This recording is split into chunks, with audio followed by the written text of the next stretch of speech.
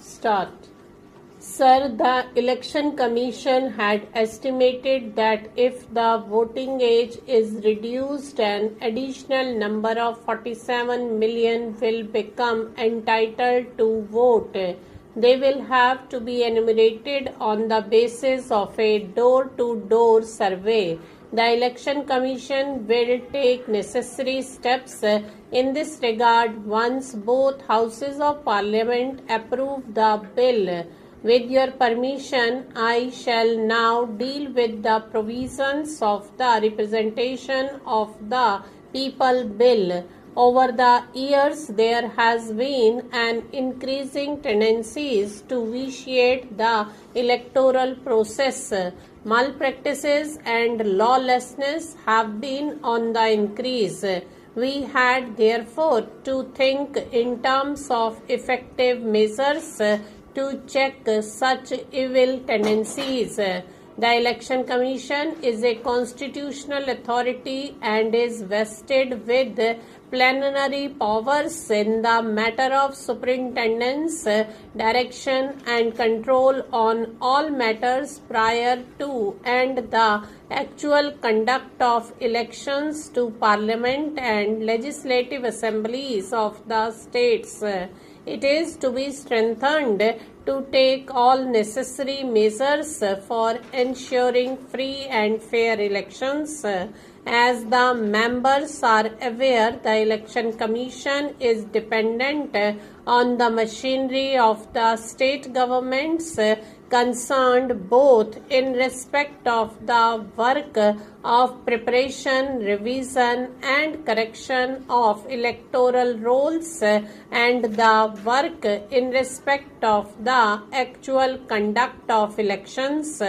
Such staff functions under the superintendence, direction and control of the Election Commission in so far as the work relating to elections is concerned. They do this work in addition to their normal functions under the state governments.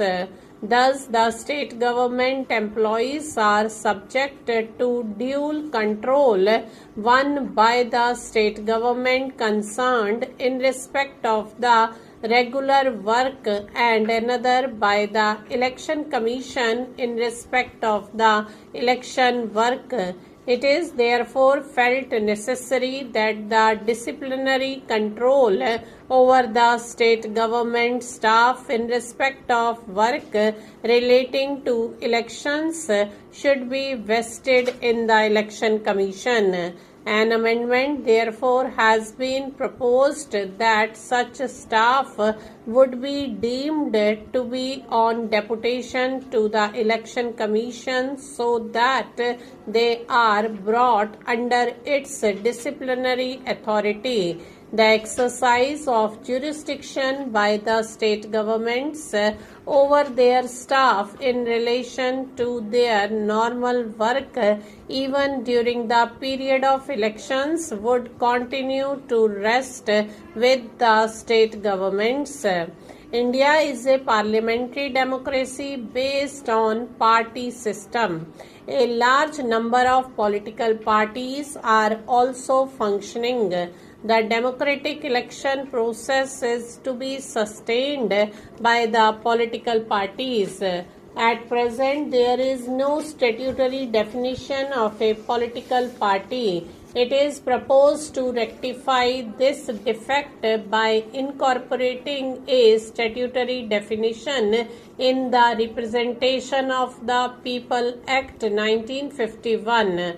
Section 8 of the Act already deals with disqualification on the ground of conviction for certain offences.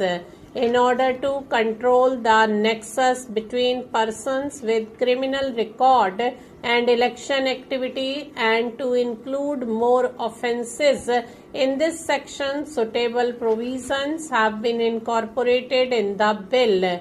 In this connection, I may mention that we have included conviction for certain economic and social offences also in the purview of disqualification. Offences under the recently enacted Religious Institutions Act 1988 have also been included as disqualification. Modernized tools based on latest technology are increasingly being resorted to as aids to decision making. The proposal for the introduction of electronic voting machines side by side with the existing ballot paper system should be viewed in this light. There are other advantages claimed for the electronic voting machine. It is cost reducing, easy to operate, and can act as an indirect check on rigging, ballot papers, paper rejections, etc. Since the Representation of People Act makes a specific mention of the ballot paper system of voting, the Supreme Court has held in an election case some time ago that without a formal provision in the statute, it would not be legally permissible for the electronic voting machines to be used. The Election Commission would, however, exercise this discretion after considering the availability of machines, the standards of voters, prevalence of anti-social activities, etc.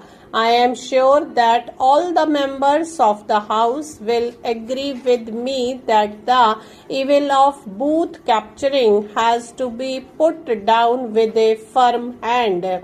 If it is allowed to remain unchecked, serious distortions may result apart from extreme lawlessness. It has therefore been proposed to make booth capturing an offence and also a corrupt practice. It has also been proposed that the Election Commission shall, in cases of large-scale booth capturing, countermand the election in the whole constituency in addition to ordering of repoll in particular booths.